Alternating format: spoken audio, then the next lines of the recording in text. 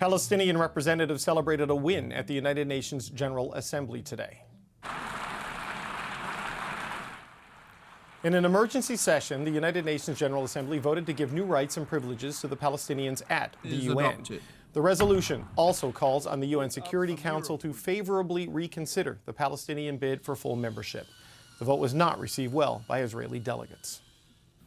In the 1940s, the world united to destroy a murderous regime. Yet today, with sick and twisted irony, the very body established to prevent evil is now welcoming a terror state into its ranks. The vote passed by a wide margin with 143 in favor, 9 against, and 25 abstentions. Canada was one of the nations to abstain from the vote, signaling a significant shift in its position on Palestinian statehood. Canada has decided to change our position from no at the UN to abstaining, to reflecting that our long-standing position that you could only recognize the state of Palestine as an outcome at the end of a process leading to a two-state solution, we now recognize that it may happen sooner than at the end of the process as a way of pushing towards that two-state solution. Bob Rae is Canada's ambassador to the United Nations. Ambassador, welcome back to the show. Thank you very much. Good to be with you, David. Walk me through the decision to abstain on the vote. In the past, Canada has voted no on similar resolutions. What message are you trying to send by moving to the abstention column? Well, you're right to think that it's a message, but it's also, frankly, a matter of substance. With these things, the best way to go forward is to look at what the resolution actually says, word by word, line by line, clause by clause, and then say, where do we go with this? And then, frankly, I would prefer to deal with the comms aspect after that. I think we all recognize that the clear common position of Canada over many, many years, different governments, different administrations, since 1947, and in preparation for this vote, my mission did a complete analysis of the history of every vote taken, every speech given in the UN on this issue since 1946. And it's been a very interesting, important exercise for us. And in doing that, I think, clearly showed that the two states position was really developed by Ivan Rand, who was the judge who was on the commission that led to the change in Palestine, as it then was under the British mandate, and said, okay, where do we go with this? We go to partition, because that's what's required to allow both communities to have their state. And ultimately, that's what the Israelis accepted, and that's frankly what the Arabs, or Palestinians, as we now call them, said, no, we don't want to, we deny it. We don't think Israel has a right to exist. And that's what led to the War of Independence in 1948, then the ceasefire, then another war in 1967, then a ceasefire. And the principle of partition, or two states, has been key to Canada's position since that time. So in a sense, others have changed their position. Others have said, well, we favor this, we favor that. And he said, no, this is where we're going with this. The one time we made exception to sort of how we vote is when it looked as if the parties were at least on the edge or in the middle of a discussion about what the negotiations would be like. We can't pretend that's happening now. And so we have to say, well, what is our position? How do we clearly state it? Our position is two states. We are not yet in a position to recognize Palestine as a state member of the United Nations, for the simple reason that the authority does not control all of the country. And that's, Israel's creating some of that problem, but Hamas is creating another part of that problem. And the Hamas part, when you have a terrorist organization there, you have to say, well, what exactly are we recognizing? And that's where we kind of hesitated to go to yes. On the other hand, we couldn't say no, because we can't pretend that Israel at the moment is even remotely interested in the two-state solution. So while we want to say we've got to be careful how we say it, we also say we've got to be clear with the Israelis about the importance of finding this balance and getting them back on track to recognize the importance of Palestinian statehood as an objective for them as well as for the Palestinians. So is that who the message is aimed at then, Ambassador Rae? Because that's been sort of the analysis I've seen, and my conclusion is that this is sending a message to Prime Minister Netanyahu that you're shifting Canada's vote from the last couple of times something like this has come forward to send a message to Israel that it needs to get serious about a two-state solution. Well, we said no or we said no various times in terms of the votes on Palestine as an observer. And actually, my dad was the ambassador in '74 when Yasser Arafat was the head of the PLO. The PLO had not yet abandoned terrorism. From our perspective, there was no question of saying, yes, we're going to go to statehood. The issues have not even come close. Now, in 2012, the Harper government decided to say no still because they didn't want to interfere with any potential negotiations between the Palestinians and the Israelis. Now, I think we have to take this position, which, again, the common thread throughout them all is two states, yes, but they have to be democratic states, non-terrorist states, states that recognize the existence of the other. And that's where we have to be. So the Prime Minister said today, and this was in the statement that was released as sort of as the rationale as well for explaining the abstention, that Canada is ready to recognize a Palestinian state and not necessarily at the end of the peace negotiations. So does a moment like that look like? Because we are seeing this being contemplated out loud in a lot of countries, that moving fast on this could be the thing that is required to put pressure on Israel to sort of end the military operations and get there. So what is the sort of threshold for Canada to make this move if it's not at the very end of a negotiated peace and two-state solution? Well, I think the argument that many make and the Palestinians make themselves is to say, well, look, how are we supposed to deal with this? The Israelis don't want us to be a state, so how are we supposed to become a state? And that is actually not an unreasonable position, except to say we have to say in return, well, there's some things you need to do yourselves. You need to create a stronger rule of law. You need to create the possibility of a democratic Palestine. The world needs to deal with the question of Hamas and with a terrorist organization. So I don't think it's a message only to one side. I think it's a message to two.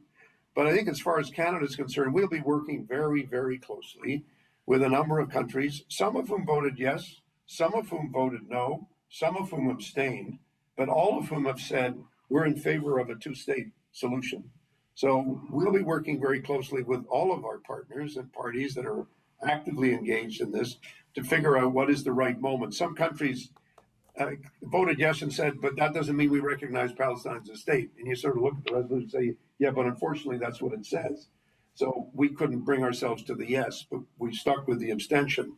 But we're just as open as anybody else to discussing with the Palestinians, okay, how do we get there? And we need to talk, and that's why I talked in my speech today very clearly about there are problems. The issue of terrorism in Gaza has to be understood as a problem. What happened on October the 7th, that's a problem. It has to be dealt with, it has to be understood. So this is not a giveaway to either side. This is a way of saying we want a two-state solution, but we want it on terms that serve everybody's interests the best and that serve the interests of the Charter of the United Nations. On the Palestinian side, Ambassador, does it need to be a rejection of terrorism, or does it need to be a rejection of Hamas for Canada to get there? Like, where does Hamas fit into this? Well, I mean, history has shown that there are organizations that were described or defined as terrorists that changed and made a very conscious decision.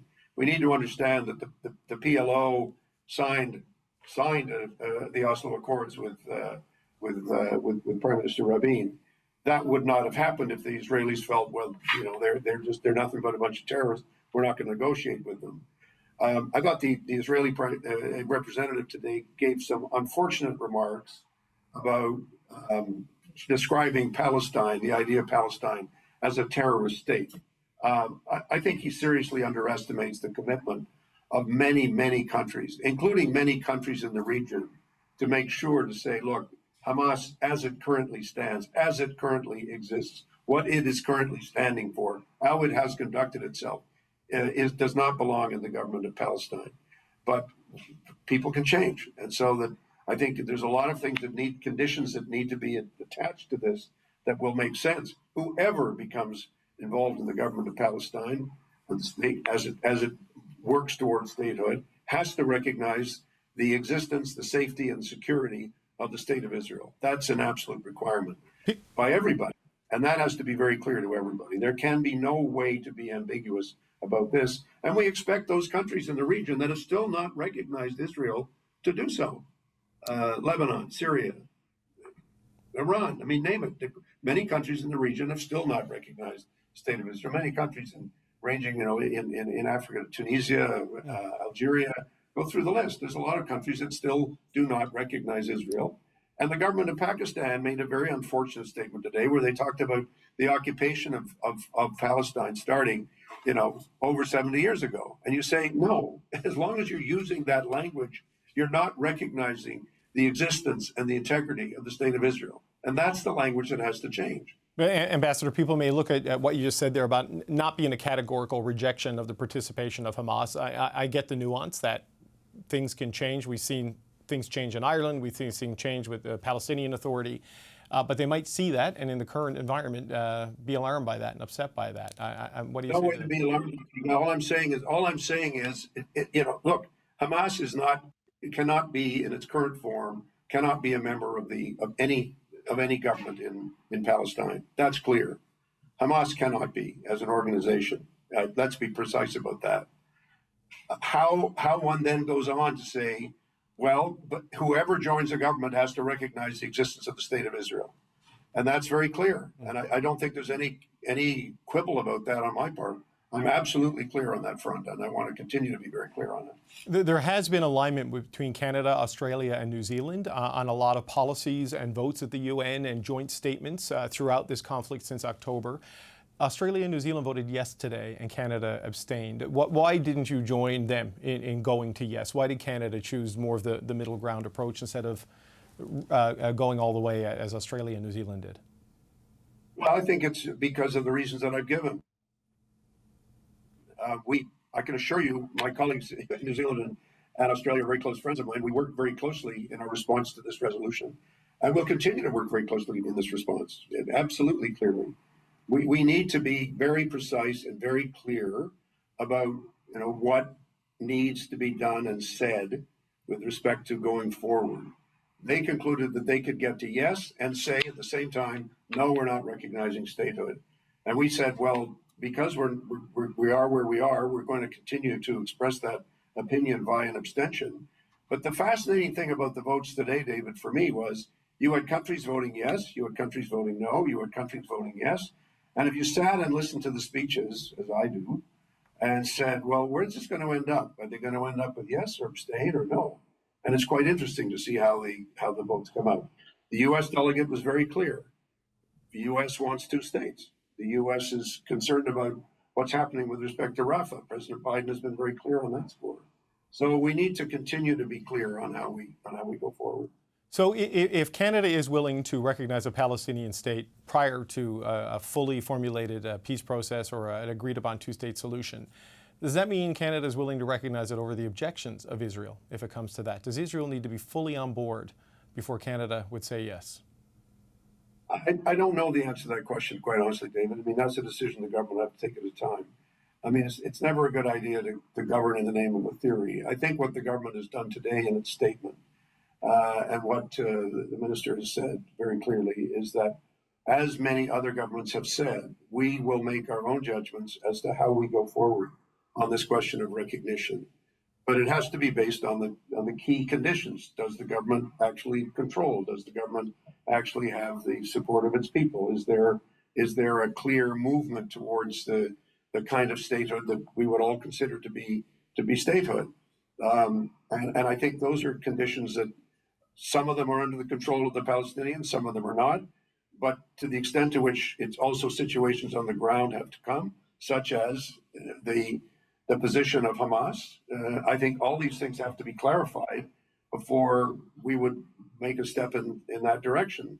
But again, I think it's important to avoid speculation and to focus on what we are talking about today and how we're planning to go forward. But I just wonder, as a final point, Ambassador, if we should read this as it's really the proposition that is on the table from the Palestinian people that would determine how Canada makes its decision, rather than maybe the political dynamic in Israel that would determine how Canada makes its position. If the Palestinians come with a clear plan that meets sort of the thresholds you laid out, would that trump opposition from Israel?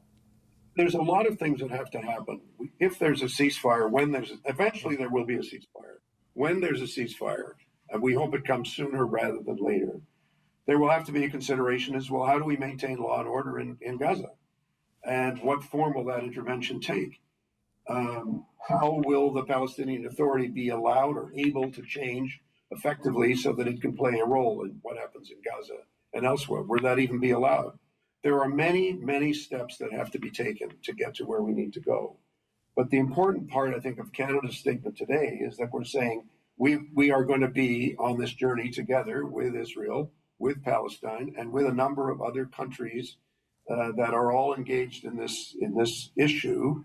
And we're going to be doing everything we can to be significant partners in that regard, in terms of how we finance, how we move forward on security, how we move forward on a whole variety of fronts diplomatically. Canada is committed to participating and to maintaining its position of full participation in this process. Ambassador Bob Rae, always appreciate the time. Thanks for coming on today.